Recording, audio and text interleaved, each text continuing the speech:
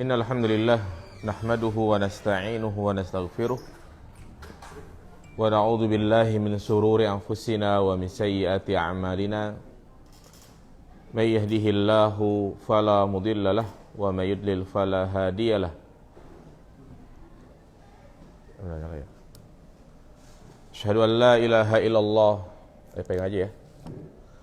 Asyhadu an la ilaha illallah wahdahu la syarikalah wa asyhadu anna Muhammadan abduhu wa rasuluhu la nabiyya ba'dah. Allahumma salli ala Muhammad wa ala ali Muhammad. Qala Allah Ta'ala fil Qur'anil Karim, ya ayyuhan nasu ittaqu rabbakumul ladzi khalaqakum min nafsin wahidah wa khalaqa minha zawjaha wa batha minhuma rijalan katsiran wa nisaa'a wattaqullaha alladzi tasaaluna bihi wal arham innallaha kana 'alaikum raqiba. Wa qala an-nabiyyu sallallahu alaihi wasallam, fa inna asdaqal hadisi kitabullah wa khairal hadi hadi Muhammadin sallallahu alaihi wasallam wa syarrul umuri muhdatsatuha fa inna kulla muhdatsatin bid'ah fa inna kulla bid'atin dhalalah wa kulla dhalalatin finnar. Amma ba'du, teman-teman yang dirahmati Allah Subhanahu wa taala. Alhamdulillah, segala puji bagi Allah Subhanahu wa taala yang telah mempertemukan kita kembali di majlis ini dalam rangka memperkuat iman dan takwa kita kepada Allah Subhanahu wa taala. Itulah yang Allah perintahkan kepada kita agar kita senantiasa berusaha untuk meningkatkan keimanan. Jangan sampai kita terkena penyakit yang sangat dikhawatirkan oleh Nabi SAW, adalah penyakit futur, yaitu di mana seseorang tidak ada semangat lagi untuk beribadah, tidak takut ketika dia terjerumus ke dalam kemaksiatan, tidak merasa berdosa ketika dia melakukan perbuatan dosa. Maka agar itu tidak terjadi pada diri kita, hendaknya kita memupuk keimanan tersebut. Di antaranya adalah dengan menghadiri majlis-majlis ilmu, menghadiri kajian-kajian yang membahas di dalamnya ayat-ayat Al-Quran dan hadis-hadis Nabi SAW. Baik teman-teman yang dirahmati Allah Subhanahu wa taala, kembali kita akan melanjutkan kajian rutin kita membahas Kitabut Tauhid karya Syekh Muhammad bin Abdul Wahhab At-Tamimi rahimahullahu taala. Kitab yang sangat bagus dan sangat penting untuk kita kaji, karena di dalamnya menjelaskan bab-bab bagaimana kita mengenal Allah, bagaimana kita beribadah kepada Allah Subhanahu wa taala, dan juga dijelaskan ya perkara-perkara syirik yang itu bisa menjerumuskan seseorang ke dalam neraka. Setelahnya kita menyelesaikan bab tentang larangan menyembelih untuk selain Allah Subhanahu wa taala, maka berikutnya bab yang akan kita bahas adalah babun la yuzbahu lillahi bimakanin yuzbahu fihi li ghairillah. Bab tentang tidak bolehnya menyembelih hewan yang ditujukan kepada Allah, tapi di tempat penyembelihan hewan yang ditujukan kepada selain Allah. Iya. Jadi bab ini menjelaskan kepada kita tentang larangan menyembelih di tempat penyembelihan orang-orang musyrik. Jadi bab ini masih ada kaitannya dengan bab sebelumnya. Kalau bab sebelumnya itu larangan secara mutlak dan secara umum. Tidak boleh kita menyembelih atas nama selain Allah, sebagai tumbal, sesajen, atau yang lainnya. Namun bab ini ya lebih khusus lagi, yaitu tidak boleh kita menyembelih kambing misalnya untuk acara akikoh yang sudah jelas ditujukan kepada siapa? Allah Subhanahu wa taala. Tapi penyembelihannya itu dilakukan tempat penyembelihan orang-orang musyrik.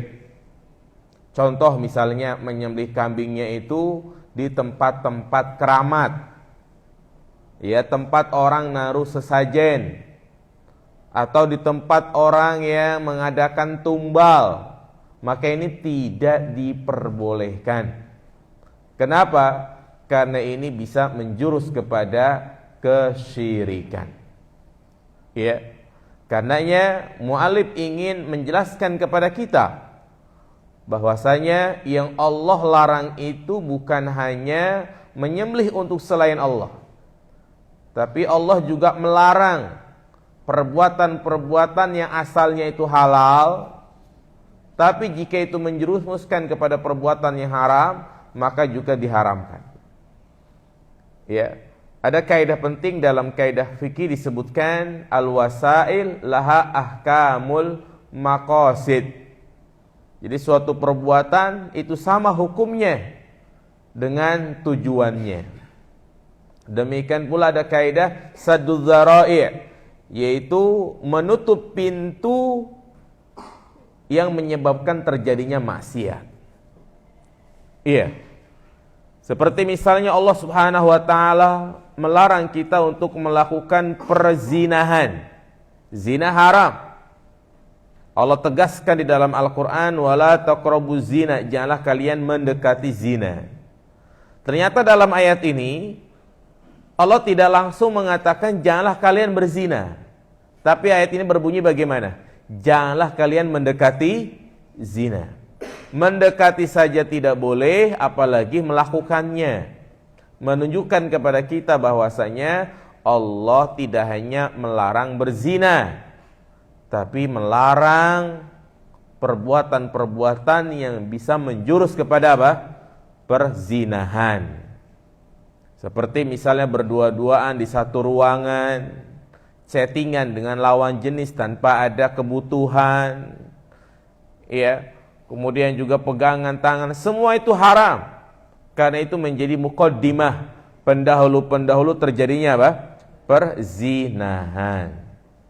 Demikian pula wanita enggak boleh safar tanpa mahram, karena bukan berarti mengekang, tapi dalam rangka melindungi kehormatan wanita tersebut agar dia tidak diganggu oleh laki-laki hidung belang, agar tidak dilecehkan, tidak diperkosa, ya, dan tujuan-tujuan lainnya. Nah, demikian pula dalam bab yang sedang kita bahas ini. Allah Subhanahu wa taala tidak hanya melarang perbuatan syirik, tapi melarang juga wasilah-wasilah yang mengantarkan kepada apa? Kesyirikan. Bisa dipahami, memahami judul ini jemaah? Iya. Nah, para ulama menjelaskan tentang alasan kenapa kita dilarang menyembelih tempat penyembelihan orang-orang musyrik. Kenapa kalau kita sudah tahu itu adalah tempat keramat, tempat yang banyak orang naruh sesajen di situ, kita nggak boleh menyembelih di situ, walaupun kita menyembelihnya jelas untuk Allah. Ada 3 alasan, ya. Kenapa kita dilarang menyembelih di tempat penyembelihan orang-orang musyrik? Yang pertama adalah termasuk tasyabbuh bil kuffar, yaitu menyerupai perbuatannya orang-orang kafir. Orang-orang musyrik menyembelih untuk selain Allah di tempat itu. Nah, maka kita tidak boleh menyerupainya. Menyerupai suatu kaum, maka dia termasuk ke dalamnya. Rasulullah bersabda, "Man tasyabbaha biqaumin fahuwa minhum." Barang siapa yang menyerupai suatu kaum, maka dia termasuk ke dalamnya. Maka hati-hati ya, bentuk-bentuk tasyabbuh bil kufar yang terlarang, yaitu penyerupaan yang menjadi kekhususan mereka, ya, yang menjadi kekhususan mereka, seperti misalnya mengucapkan selamat Natal, ya, atau juga mengucapkan salam yang menjadi kekhususan mereka, seperti salamnya orang-orang Yahudi yang lagi viral, ya, digunakan juga oleh sebagian kaum muslimin. Bagaimana bunyi salamnya jamaah? Hah? Yang lagi viral itu kan, salamnya orang Yahudi, enggak boleh. Iya, salam, ya kan? Itu enggak boleh. Islam sudah memiliki cara salam sendiri, yaitu dengan mengucapkan Assalamualaikum warahmatullahi wabarakatuh. Ini yang harus kita pakai. Maka tidak boleh dengan kalimat-kalimat lainnya. Tidak boleh dengan ungkapan salam, budayo, ya, dan yang lainnya. Maka tidak diperbolehkan. Baik. Nah, kalau ada yang berkata, saya kan tidak ada niat untuk menyerupai orang kafir, ya, maka ingat jamaah sekalian, tasyabbuh bil kufar itu tidak disyaratkan harus ada niat. Kalau memang perbuatan tersebut adalah menyerupai perbuatan orang-orang kafir, ya, walaupun tidak ada niat untuk menyerupai perbuatan mereka, tetap tidak diperbolehkan. Sebagaimana dikatakan oleh Syekhul Islam Ibn Taimiyah dalam kitabnya Al-Iqtida' Shiratal Mustaqim, ya, seperti misalnya kenapa kita dilarang salat ketika matahari terbit, ketika matahari terbenam, karena itu jelas menyerupai perbuatan orang-orang kafir. Jadi tanpa niat menyerupai juga tidak diperbolehkan. Ini alasan yang pertama. Alasan yang kedua, akan menjadikan manusia itu magrur, tertipu, yakni salah paham. Ya, tatkala kita menyembelih di tempat penyembelihan orang-orang musyrik, maka orang-orang akan memiliki prasangka bahwa perbuatan orang yang menyembelih untuk selain Allah itu boleh-boleh saja. Ini kan membuat orang tertipu, ya kan? Loh, itu si fulan buktinya dia menyembelih di situ. Berarti boleh dong menyembelih untuk selain Allah. Ya. Maka dari sini juga jamaah sekalian, kita tidak boleh mendatangi tempat-tempat maksiat. Kalau kita sudah mengetahui itu adalah tempat maksiat, jangan datang ke situ. Apalagi antum terkenal orang baik, yang rajin sholat, masyarakat pun menilai, oh masya Allah fulan itu solehnya luar biasa dia. Ya, maka jangan mendatangi tempat-tempat maksiat. Ini tampilannya sudah subhanallah soleh, jenggotan, pakai peci, pakai baju koko, dia datang ke diskotik, ya, maka akan membuat manusia itu tertipu. Mereka mengatakan, oh berarti boleh ya, itu si fulan boleh. Nah, ini nggak boleh memberikan contoh yang tidak baik, ya, karena tentunya kaum muslimin itu kan sangat membutuhkan seorang figur. Nah, ketika kita menjadi figur masyarakat, seorang dai misalnya, seorang ustadz, seorang kiai, maka dia tidak boleh mencontohkan perbuatan-perbuatan yang menghilangkan muru'ah. Ya, muru'ah. Seperti mendatangi tempat-tempat liburan. Kita semuanya butuh healing, jemaah. Kita semua butuh hiburan. Karena kalau kerja terus penat, stres gitu kan. Nah, maka butuh liburan. Nah, tapi ingat, jangan kita berlibur di tempat-tempat maksiat. Ya, misalnya liburan ke Bali boleh atau tidak? Boleh. Tapi pilih pantai-pantai yang enggak ada orang. Jangan pilih pantai yang banyak wanita-wanita yang membuka pakaiannya. Kan kita tahu sendiri ya. Daripada ke Bali mendingan ke Lombok ya mas sekalian. Lombok itu pantainya juga sangat indah. Dan cari yang tidak ada turis-turis. Karena kebanyakan turis yang datang ke negeri kita adalah orang kafir. Yang mereka tidak memiliki etika keagamaan. Tidak peduli ya kalau di situ ada orang Islam atau tidak ya kan. Maka jangan mendatangi tempat-tempat seperti itu. Atau juga ya dia sudah hijrah, sudah ngaji, tapi mainnya ke Pantai Aloha. Atau Pantai Aloha aja mah. Ya kan, di situ banyak Chinese-nya gitu kan, yang banyak wanita-wanita yang mengumbar aurat. Jangan. Ya, kita menjaga. Lebih baik ke Tanjung Pasir, ya kan. 6. Ya, makanya kan tujuannya kita liburan. Makanya sering saya ingatkan jamaah, ya, sederhanakan kebahagiaan. Jadi berusaha kita bahagia itu dengan sesuatu yang apa? Sederhana.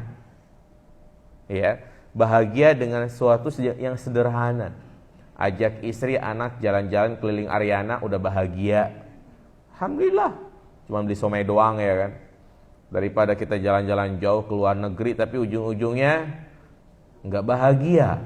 Ya, jangan kita gengsi, jangan kita merasa apa ya, beda sama yang lain, merasa hina, merasa rendah. Enggak. Kebahagiaan itu kembali kepada hati jemaah. Ya, dan ini juga hendaknya bagi para wanita, para istri untuk berusaha qanaah. Jadi mensederhanakan kebahagiaan itu sangat penting. Ya, banyak faedahnya, di antaranya hati kita lebih bersyukur, tidak tamak terhadap dunia, dan juga faedah penting adalah bisa menghemat. Ya kan? Apa coba bedanya kalau tujuannya mau ke pantai, antara pantai Bali dengan pantai Tanjung Pasir? Kalau ke Bali butuh biaya berapa duit? 5 juta habis nggak? Habis, apalagi bawa anak istri. Coba kalau ke Tanjung Pasir berapa duit? Masuknya berapa duit? Hah? 10.000 juga udah puas, ya kan? Subhanallah. Sisanya bisa antum apa? Tabung, bikin rumah, ya kan? Subhanallah. Jadi sederhanakan kebahagiaan kita. Ya, jadi itu alasan yang kedua. Ia akan menjadikan manusia tertipu, magru, salah paham. Dan yang ketiga, alasannya kenapa nggak boleh menyembelih di tempat penyembelihan orang-orang musyrik. Ya, maka akan menjadikan orang-orang musyrik tersebut yang menyembelih untuk selain Allah akan merasa GR dia. Merasa mantap. Ternyata ritual dia itu banyak diikuti oleh orang lain, ya kan? Apalagi yang melakukannya itu adalah seorang ustadz, seorang dai, ya. Subhanallah. Inilah 3 alasan kenapa seseorang tidak boleh menyembelih untuk Allah di tempat penyembelihan orang-orang musyrik. Baik.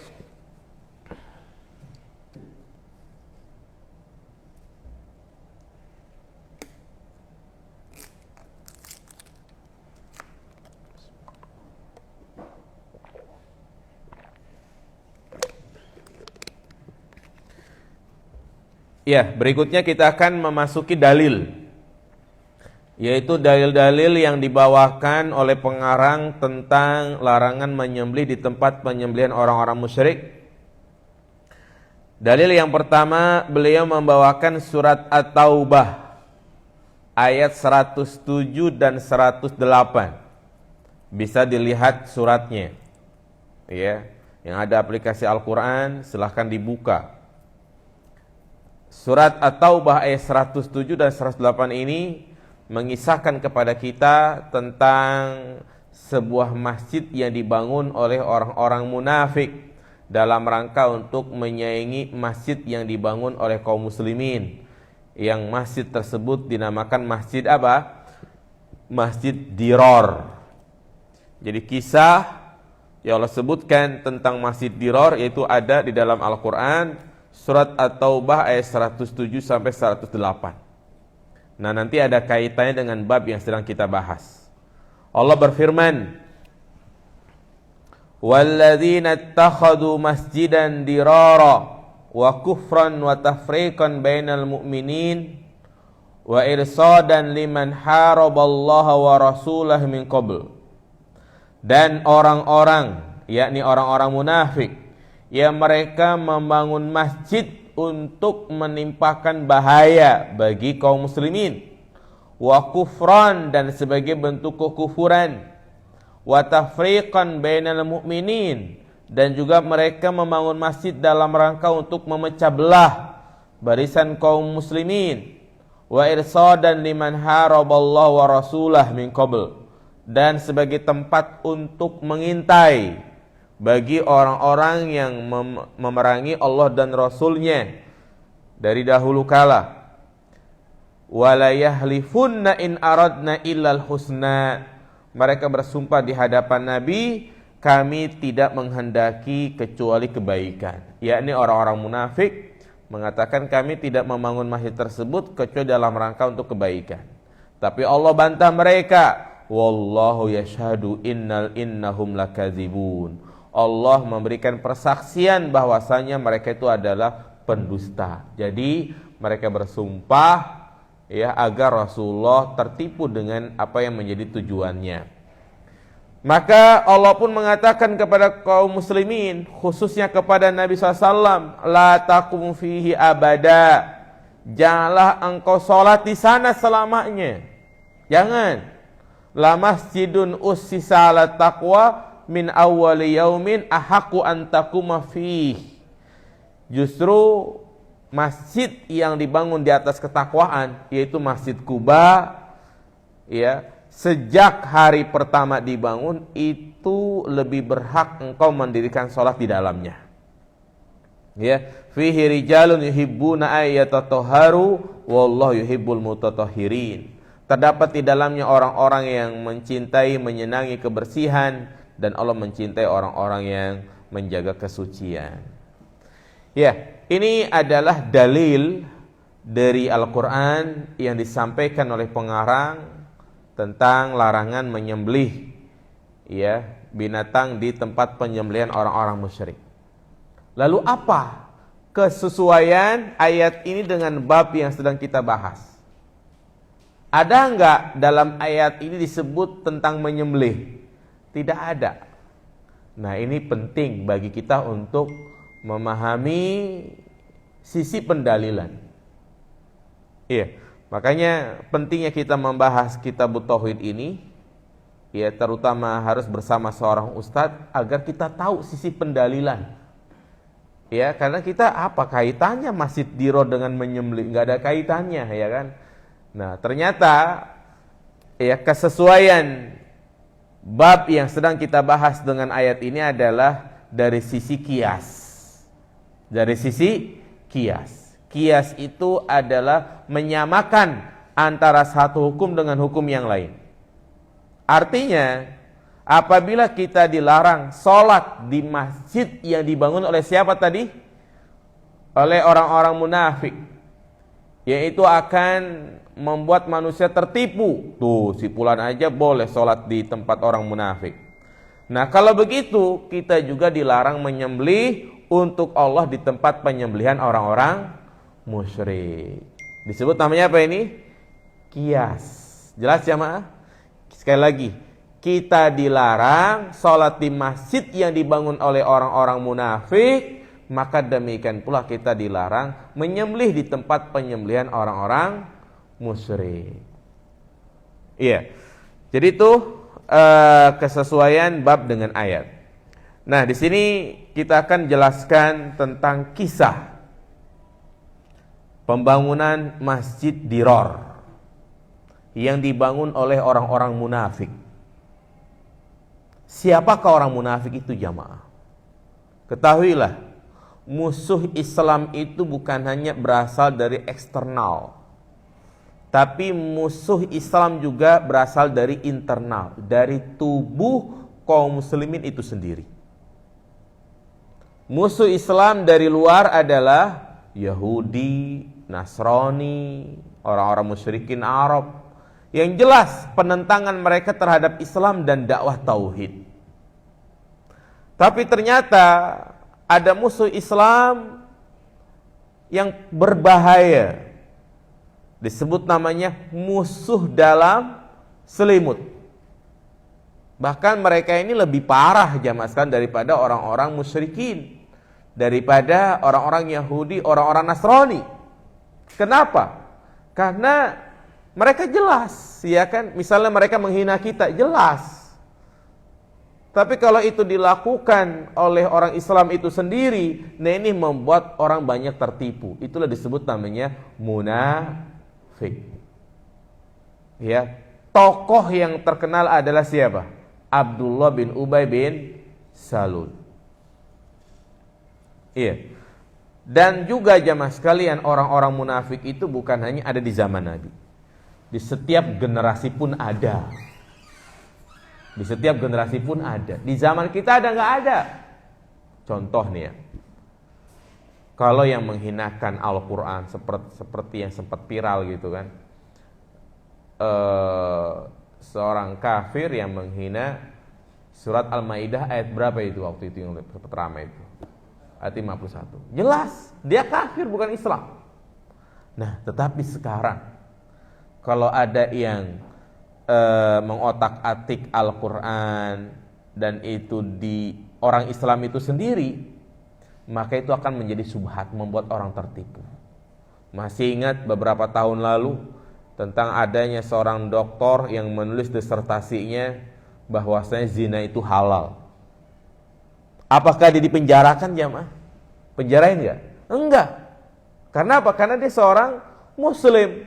Dan itulah ciri-ciri munafik kayak begitu dia. Ya, makanya mereka nanti pada hari kiamat dikumpulkan bersama orang-orang kafir. Ya, innal munafikina fid darkil asfali minan nar. Sesungguhnya orang-orang munafik itu berada di keraknya api neraka. Ya, makanya Rasulullah pun enggak sembarangan menyikapi mereka. Kalau orang kafir yang menyerang kaum muslimin, jelas Nabi pun langsung pasang badan, ayo maju perangi mereka. Nah, tapi kalau ketika mereka yang melakukan suatu kesalahan, Nabi pun menahan diri. Banyak kisah-kisah di mana para sahabat udah pada gatal, pengen apain? Pengen nonjok, pengen bunuh. Tapi Nabi bilang jangan. Nanti akan terjadi fitnah yang lebih besar. Akan tersebar tuduhan tuh, lihat tuh Muhammad tuh. Dia membunuh ya sahabat-sahabatnya. Jadi gembongnya adalah Abdullah bin Ubay bin Salul. Kenapa kok dia jadi tokoh munafik? Kenapa kok dia kalau kita baca kisahnya sangat benci sama Nabi SAW? Ya ujung-ujungnya ternyata iri jamaah. Ujung-ujungnya ternyata apa? Hasad, dengki. Karena sebelum Rasulullah datang ke Madinah, Abdullah bin Ubay bin Salul adalah tokoh yang digadang-gadangkan akan menjadi pemimpin di Madinah. Bakal jadi gubernur, bakal jadi lurah, camat pokoknya. Karena tokoh-tokoh Aus dan Khazraj, dua kabilah besar di Madinah itu udah banyak yang meninggal. Maka orang-orang pun sudah banyak yang menggadang-gadangkan pokoknya pemimpin berikutnya ini Abdullah bin Ubay bin Salul. Ternyata Nabi datang ke Madinah hijrah. Orang-orang Aus dan Khazraj pun mereka berbaiat kepada Nabi, bukan kepada siapa? Abdullah bin Ubay bin Salul. Nah, inilah mulai ada rasa iri, dengki. Ya, gara-gara Muhammad datang, gua nggak jadi presiden. Istilahnya seperti itu. Dengki dia. Disitulah dia menebarkan kebenciannya. Tubuhnya Islam, dia memakai pakaian Muslim. Bahkan Nabi perang, dia pun ikut berperang. Tapi begitu di hadapan Nabi berwajah manis, di belakang menikam. Itulah orang munafik kayak begitu tuh. Ya, di depan senyum sama kita baik gitu kan. Di belakang ngata-ngatain kita. Demikian pula Abdullah bin Ubay bin Salul dia. Dia di depan Nabi senyum, tapi di belakang dialah yang menebarkan isu hoak, tuduhan yang ditujukan kepada keluarga Nabi. Dialah yang menebarkan isu bahwasanya Aisyah berzina.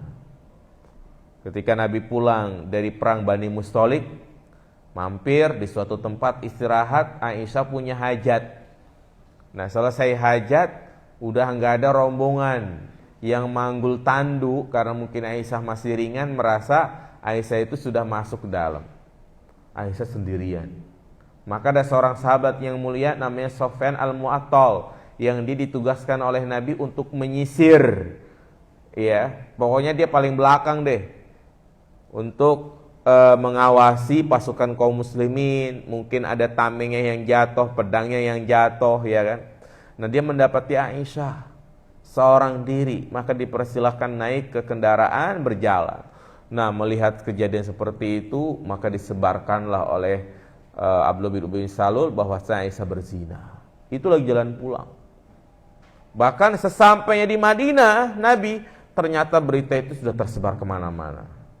Padahal saat itu belum ada Facebook, belum ada IG, belum ada segala macam jemaah.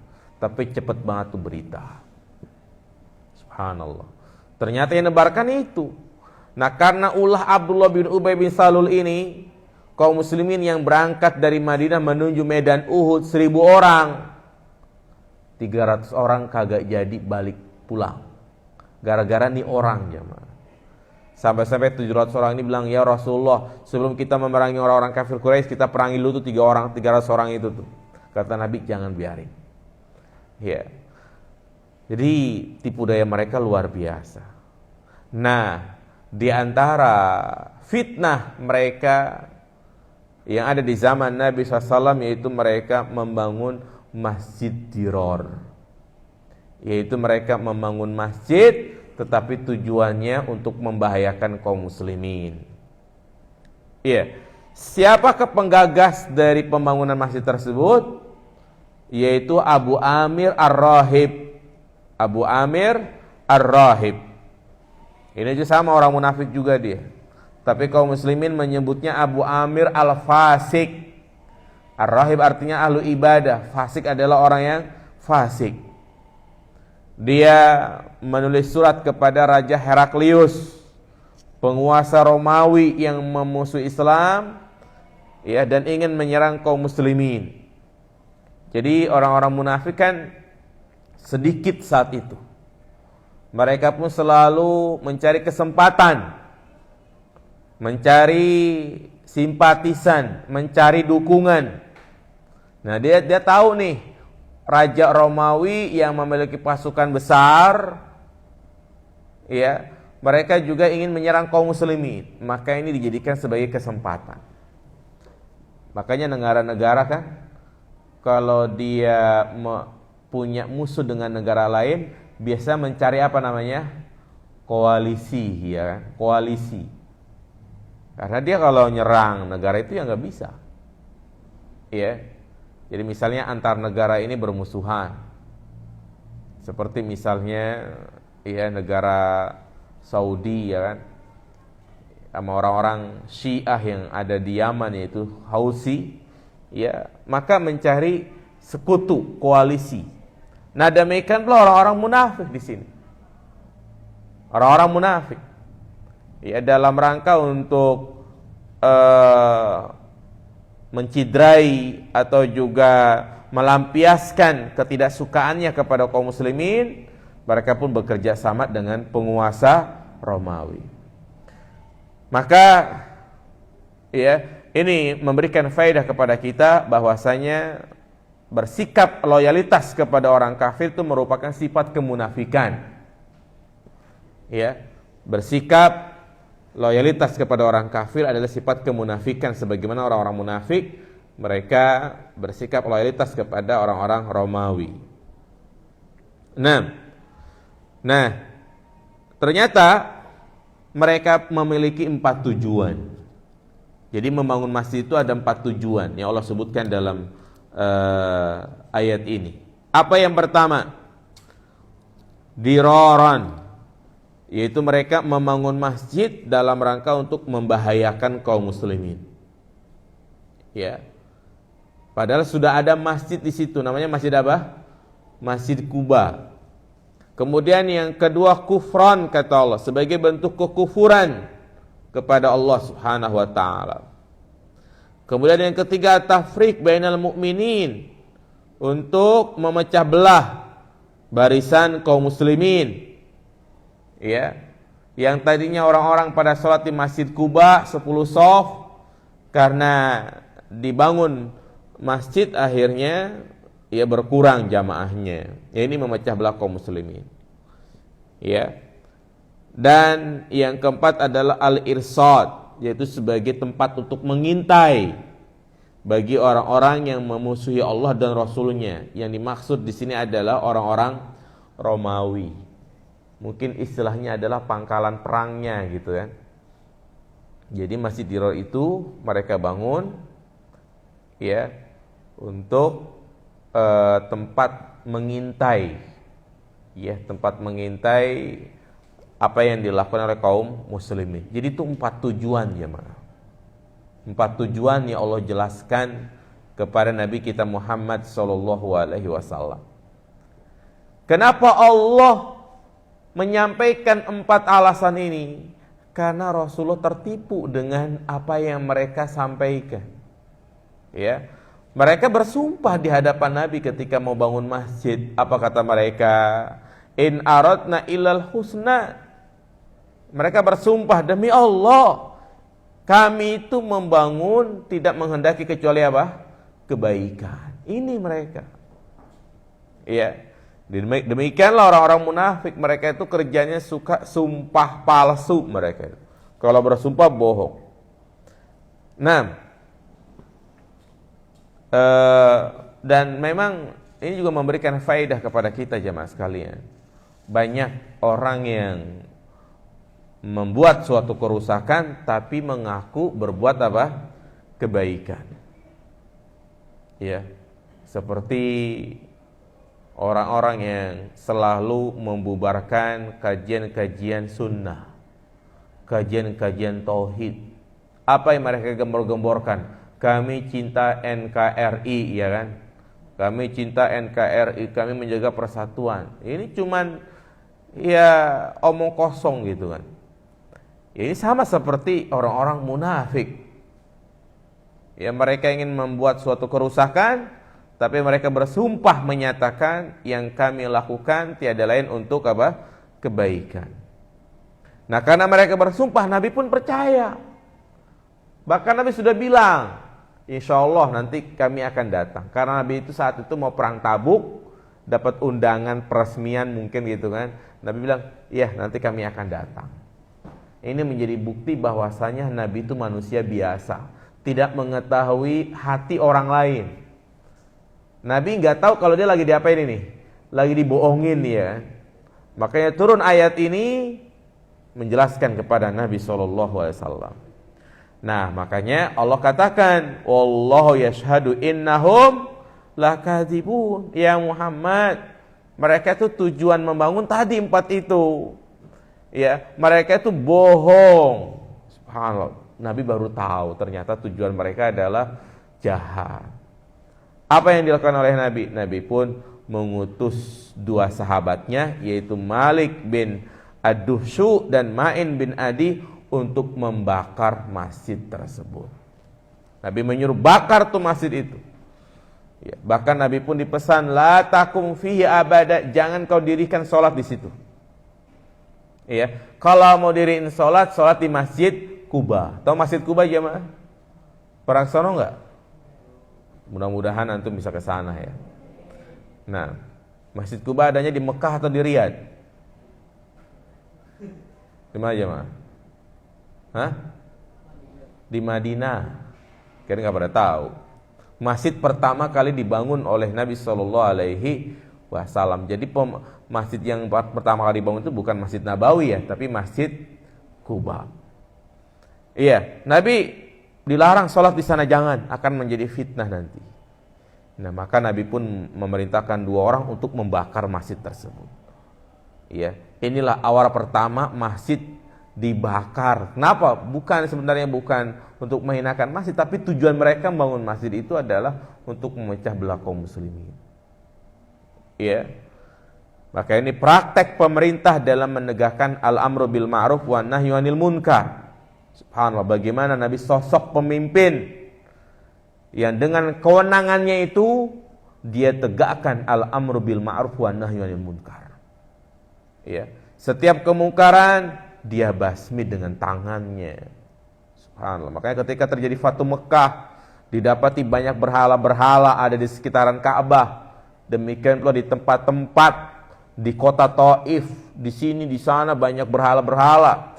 maka Nabi pun menyuruh kepada para sahabatnya, hancurkan berhala-berhala tersebut. Ada Lata, ada Uzza, ada Manat, semuanya disuruh untuk dihancurkan. Ini bukti nyata bagaimana Nabi SAW sebagai sosok pemimpin, beliau menegakkan al-amru bil ma'ruf wa nahyi 'anil munkar.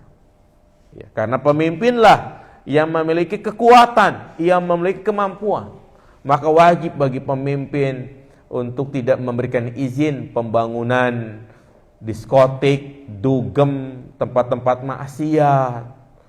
Ya, naudzubillah, di zaman sekarang ini banyak pemimpin-pemimpin yang menyalahgunakan tanggung jawabnya dengan diiming-imingi pulus uang. Dia pun serta-merta menandatangani pembangunan tempat-tempat maksiat. Ya, dengan berdalih negeri ini adalah negeri merdeka, bebas, bukan hanya dimiliki oleh kaum muslimin saja. Dia nggak sadar kalau dia adalah seorang muslim. Ya, tidaklah Allah melarang ya membangun tempat-tempat maksiat, melainkan akan menimbulkan madarat yang lebih besar. Subhanallah. Makanya kita bersyukur juga ya pemimpin kita seorang muslim yang kadang peka ya dengan masalah-masalah seperti ini. Ya, minimalnya mereka membuat tempat khusus ya untuk tempat perzinahan. Ya, tapi tentu ini nggak boleh ya, tetap nggak boleh haram gitu kan. Ya, ya intinya kita memohon kepada Allah agar pemimpin kita diberikan taufik dan hidayah untuk ya mendakwahkan Islam. Baik, jadi itulah kisah tentang pembangunan ya masjid apa? Dirar. Jadi apa tadi alasan mereka, tujuan mereka membangun masjid? Yang pertama apa? Ulangi lagi jemaah, ada 4. Yang pertama lupa, diraran, yaitu untuk membahayakan kaum muslimin. Yang kedua untuk sebagai bentuk apa? Kekufuran. Yang ketiga yaitu at-tafriq, untuk memecah belah kaum muslimin. Yang keempat apa? 6, yaitu untuk tempat pengintai, mencari informasi. Ya. Jadi faedah dari tentang kisah Masjid Dirar ini, di mana kita sebagai seorang muslim tidak boleh membangun masjid jika tujuannya adalah untuk memecah belah kaum muslimin. Jika tujuannya adalah permusuhan, kedengkian dan iri. Karena di zaman sekarang ini banyak orang yang bangun masjid karena ya atas dasar kedengkian, ya atas dasar iri, yaitu dimana kadang ada masjid yang berdekatan, ya kan, ya karena gara-gara imamnya nggak pakai kunut, wah udahlah kita bangun lagi masjid sendiri. Akhirnya ada masjid 2 bersebelahan di jalan raya, ya kan. Padahal masjid pertama saja ya masih belum penuh gitu. Ya, tapi kalau misalnya kita ketahui masjid tersebut banyak acara-acara kebid'ahan, kesyirikan, bahkan masjid dibangun di atas kuburan, maka lebih baik kita bangun masjid sendiri. Karena kita nggak boleh sholat di masjid yang ada kuburannya. Baik, itu mungkin yang bisa kita sampaikan dalil yang pertama dari bab larangan menyembelih untuk Allah di tempat penyembelihan ya orang-orang musyrikin. Ya, kita buka tanya jawab. Barangkali mungkin di antara jamaah ada pertanyaan yang bisa disampaikan. Ya. Baik sesuai dengan tema atau pertanyaan lain, tafadhol. Bagi ibu-ibu yang ada pertanyaan silahkan dicatat pertanyaannya.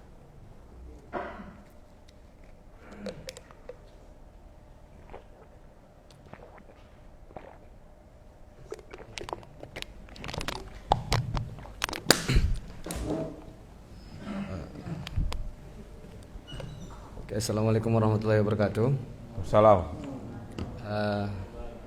Izin bertanya Ustadz, tadi ketika penyampaian saya mendengar ada satu pernyataan yang mengatakan bahwa kita jangan sholat di masjidnya orang-orang musyrik. Masjid.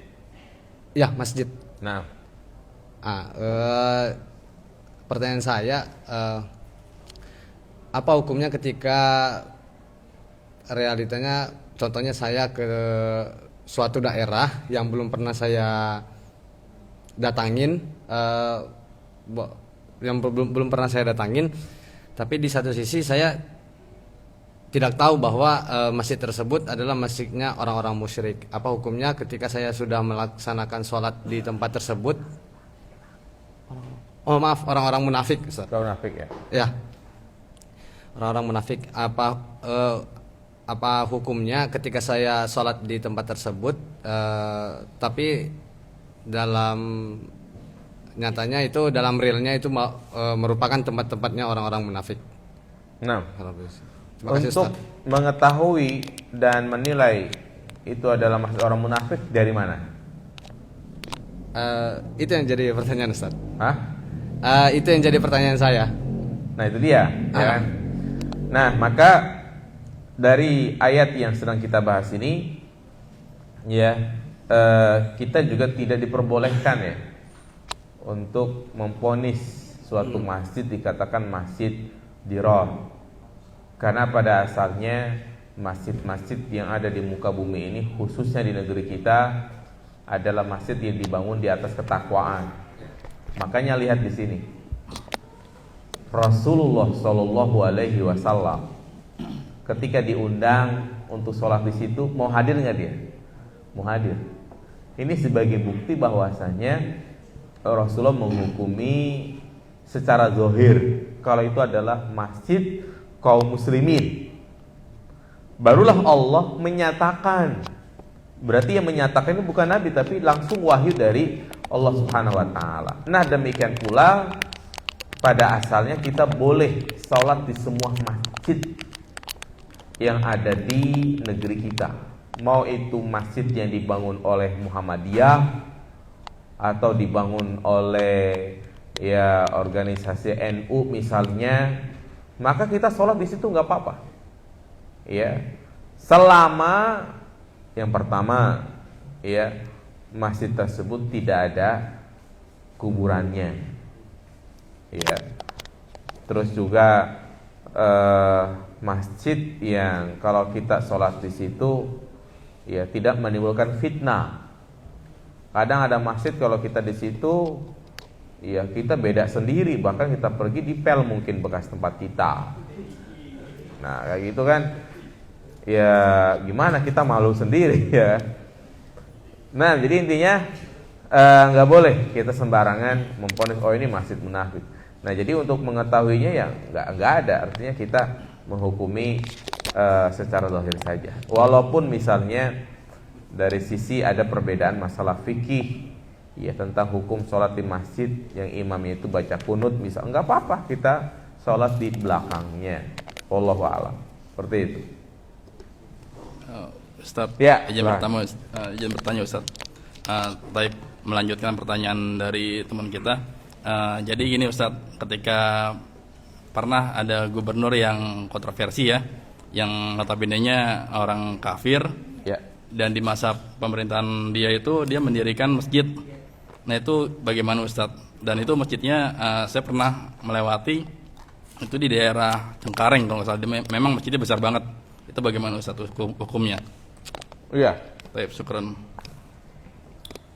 Pertanyaan yang bagus itu ya. Pertanyaannya adalah apakah masjid tersebut dibangun dengan uangnya sendiri?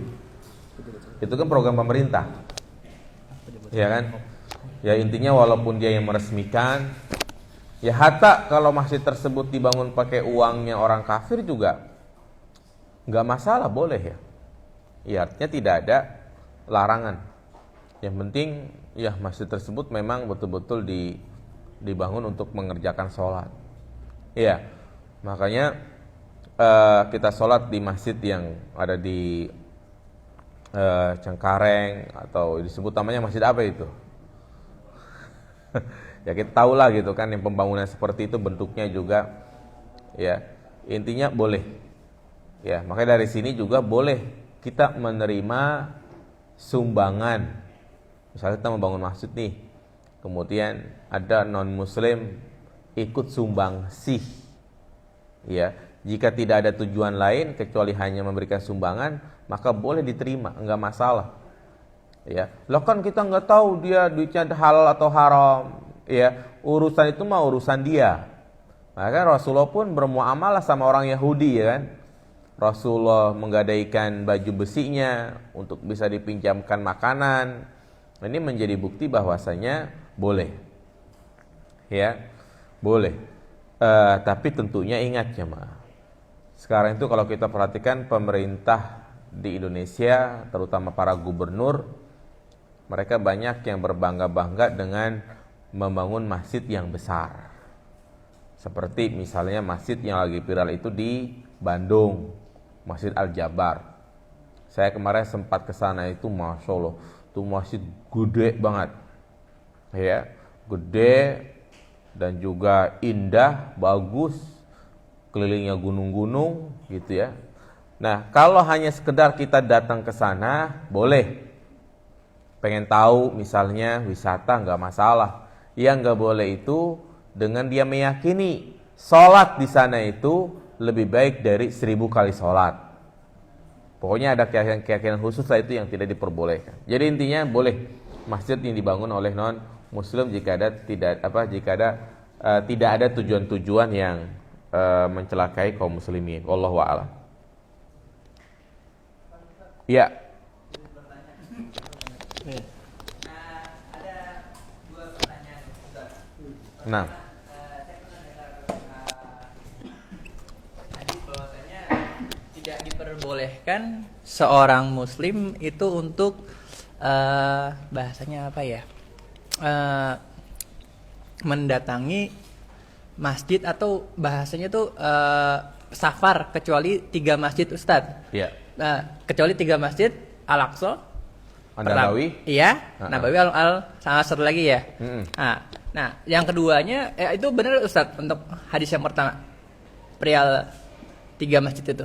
Iya, benar. Nah, taib. Nah, yang kedua itu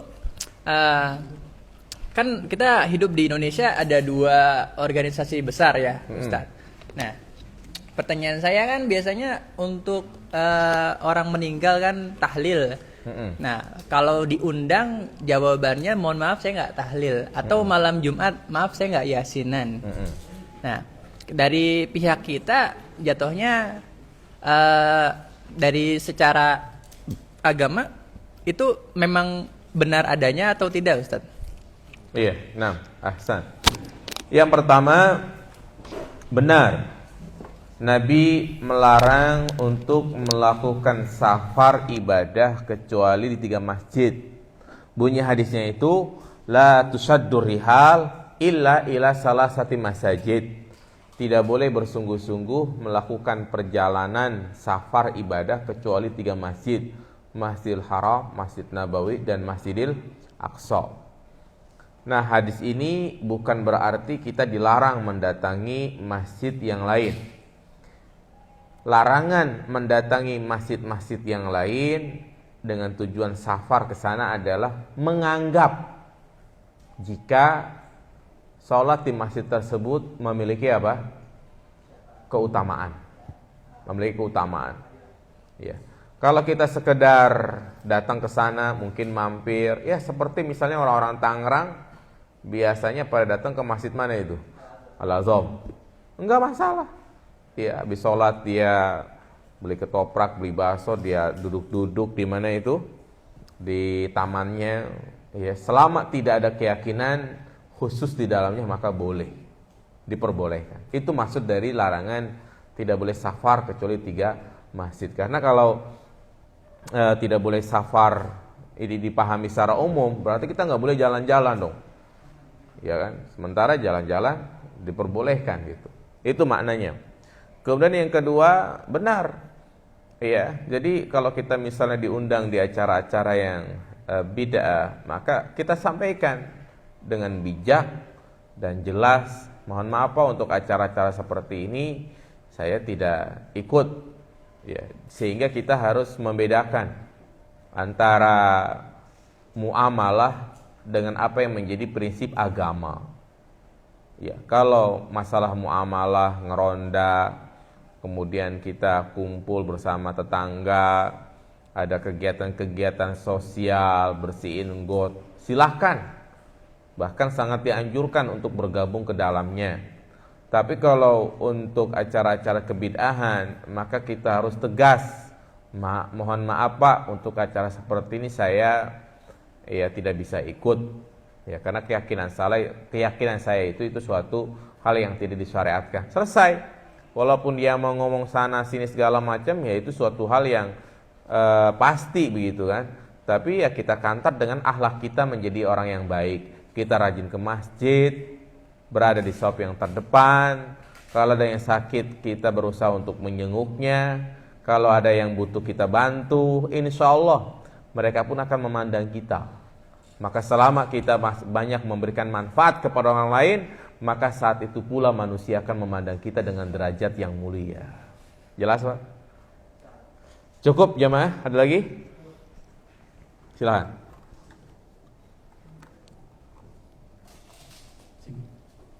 Izin Ustadz, kalau izin bertanya, tadi sempat disebutkan terkait setiap generasi itu ada kaum munafik ya Ustadz. Betul.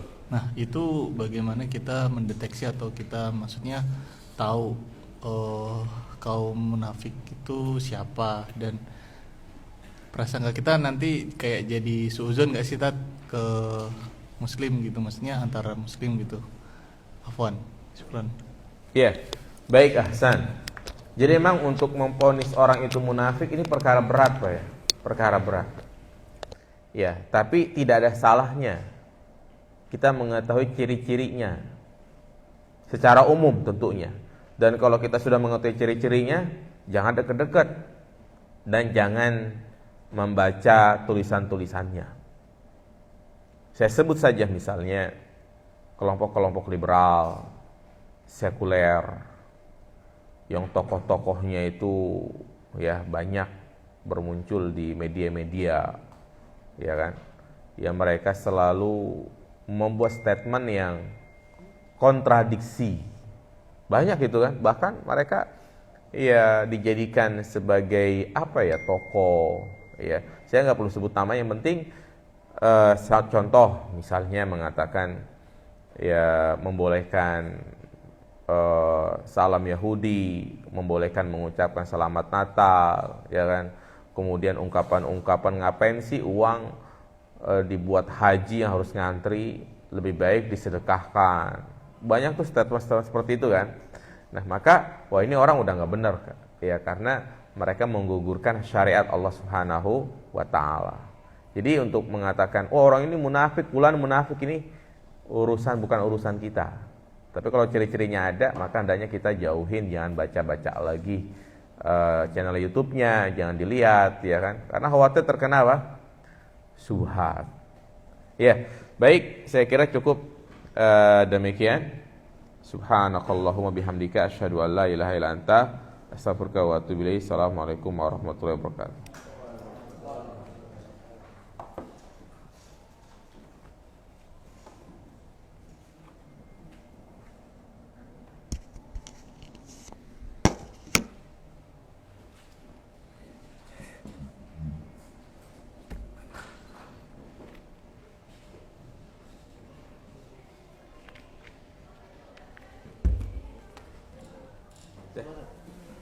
Pulang dulu. Oh,